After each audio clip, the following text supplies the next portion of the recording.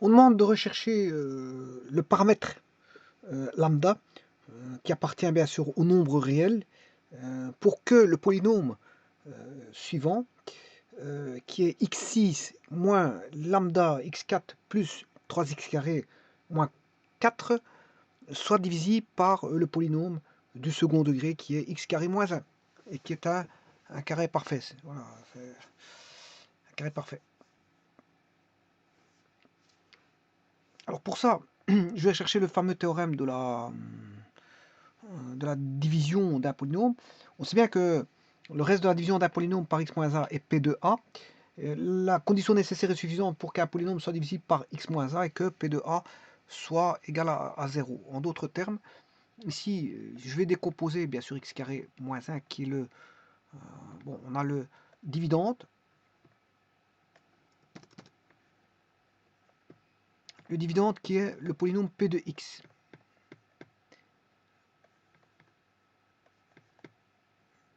P de x est le dividende et le diviseur est un polynôme du second degré qui est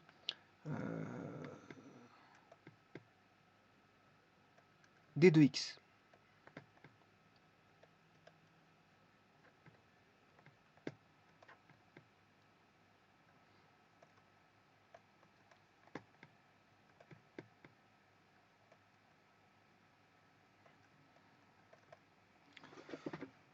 Alors je peux écrire sur le théorème sur les polynômes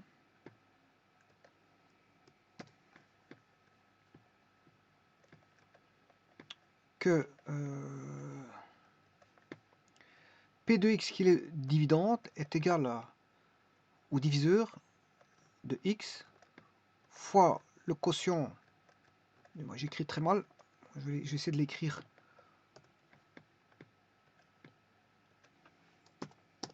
p de x est égal au diviseur de x fois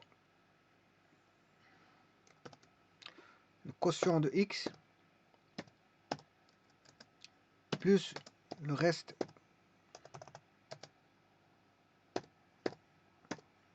de x. Avec bien sûr le degré du reste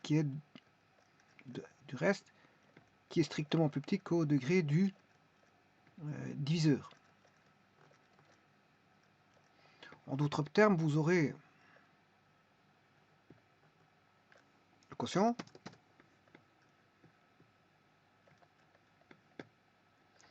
quotient est égal, enfin ça c'est le dividende, je m'excuse. Le dividende est égal au diviseur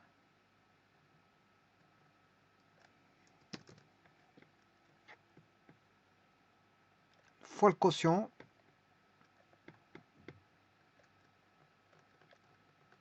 plus le reste. Alors le degré ici du reste doit être strictement plus petit que le degré du diviseur. Or le degré du diviseur est de degré 2. Ce qui veut dire que le reste sera de degré 1 ou plus petit. Ou ça peut être soit un degré 1 ou une constante. Donc ce reste s'écrit sous la forme de ax plus b.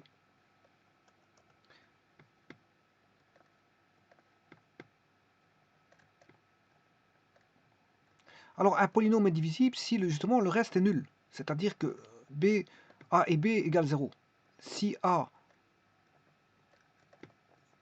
égale b égale 0, on peut dire que le polynôme est divisible par il est divisible par le diviseur. Le dividende est divisible par le diviseur si le reste est nul. C'est-à-dire si vous avez ax plus b égale 0, c'est-à-dire là on a 0. Alors la condition nécessaire et suffisante pour qu'un polynôme soit divisible, bien sûr ici je peux mettre x moins 1 fois x plus 1. Alors pour que ce soit divisible, bien sûr ça c'est fois q de x plus le reste qui doit être 0, ben, il faut que ceci donne 0. En remplaçant bien sûr par A, vous devez retrouver 0. Si vous trouvez 0, ben, voilà. Alors que vaut A, ben, A, si vous remplacez par 1, 1 moins 1, ça fait 0. Allez, si vous remplacez par moins 1, donc moins 1 et 1 vont annuler le polynôme. Donc je vous rappelle que la condition nécessaire et suffisante pour qu'un polynôme soit divisible par x moins 1, on doit dire que P de A égale 0. Effectivement, hein, P de A égale 0. Voilà, donc ici, P de A doit valoir 0. C'est la condition nécessaire et suffisante pour qu'un polynôme soit divisible par x moins 1. Bon, quand je dis x moins 1, x carré moins 1, c'est x moins 1 fois x plus 1. Voilà, donc il y a deux fois, on doit pratiquer Horner deux fois si vous voulez. Une fois avec x plus 1 et une fois x moins 1, ou si vous voulez, x moins 1 d'abord et x plus 1 après. Il n'y a pas de sens possible. Que vous prenez d'abord la division par Horner par celui-ci, d'abord, ou celui-là d'abord, ça ne change pas. Mais en tout cas, vous devrez le faire deux fois, une fois par x moins 1, une fois par x plus 1, peu importe l'ordre d'important, l'ordre pour lequel vous choisissez, si vous avez commencé par moins 1 ou par plus 1. Bon, enfin bref. Alors, x moins 1, ici, si vous divisez par x moins 1, si on divise par x moins 1, eh bien, il faut que P de A soit nul. Alors, je vais calculer le P de 1 doit être égal à 0. Et si vous calculez par rapport à x plus 1, ben, P de moins 1, pour qu'il soit divisible, doit être nul. Or, il doit être divisible simultanément par x moins 1, x plus 1, parce qu'il doit être divisible par x carré moins 1. Or, x carré moins 1, c'est la simultanéité entre x moins 1 et x plus 1. Et qui dit simultanéité dit système d'équations, parce que dans les systèmes d'équations, justement, on a une simultanéité. Alors, cette simultanéité, justement, je vais aller rechercher, c'est par rapport au polynôme P ici, pour lequel je recherche le lambda. On aura un système simultané d'équations. D'ailleurs, c'est pour ça qu'on met entre accolades. C'est pour exprimer la simultanéité, voilà, des égalités. Alors ici, on va remplacer x par 1. 1 exposant 6, ça fait 1.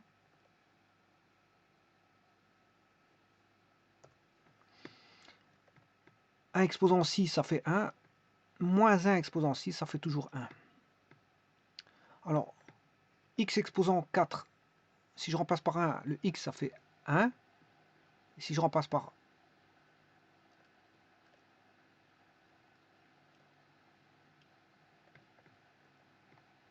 moins 1, on aura plus lambda. Parce qu'on avait... Voilà, on avait ceci. Si je remplace par 1, on aura moins lambda. Si je remplace par 1, par moins 1, on aura aussi moins lambda.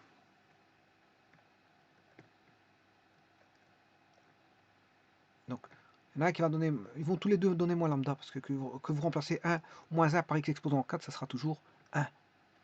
Alors on aura une fois 3, 3, et le terme indépendant ne change pas. Donc on aura, de toute façon ici, la simultanéité donne le même lambda, ça ne change pas. Donc on n'aura qu'un seul lambda. Donc ce qui veut dire que moins lambda égale 4 moins 3 moins 1, lambda vaut 0. Voilà, et donc lambda vaut 0. Alors je vais vérifier ça. Je vais chercher le polynôme. Donc lambda vaut 0. Doit valoir 0. Ça veut dire qu'on aura x6 plus 3x carré moins 4. X exposant 6 moins 3x carré moins 4. Hein. X exposant 6 plus 3x carré, je m'excuse.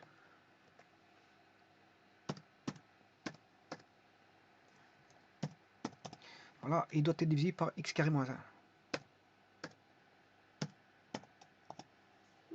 Alors, je vais quand même mettre un curseur. Je vais quand même mettre un curseur ici. Voilà, qui va aller de moins 20, moins 30 à 30. L'incrément, je veux bien mettre 1. Voilà. Et alors bon, ici je vais mettre plus, enfin c'est moins lambda x4, donc moins a x4. Moins a x exposant 4 plus 3x carré. Ouais.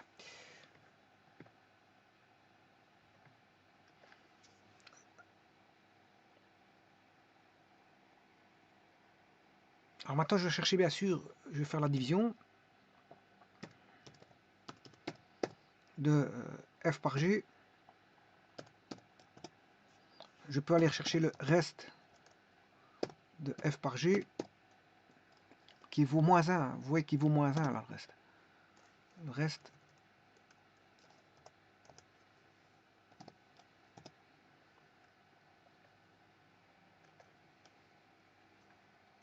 Je recommence l'écriture.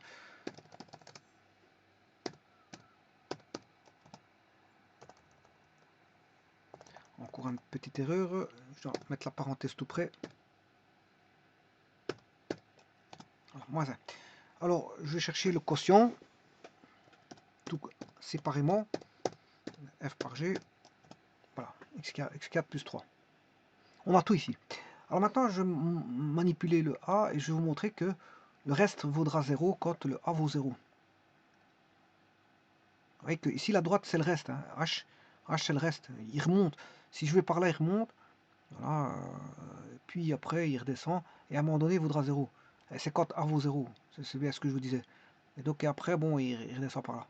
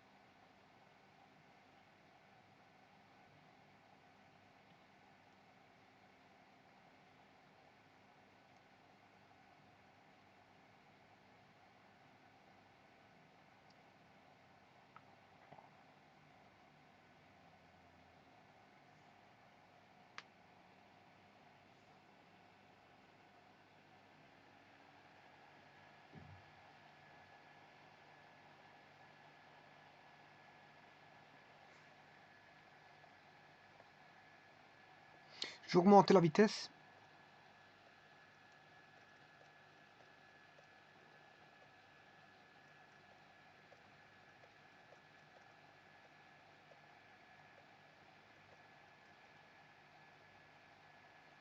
Voilà, ça c'est 15 fois plus grand que ce que vous avez vu précédemment.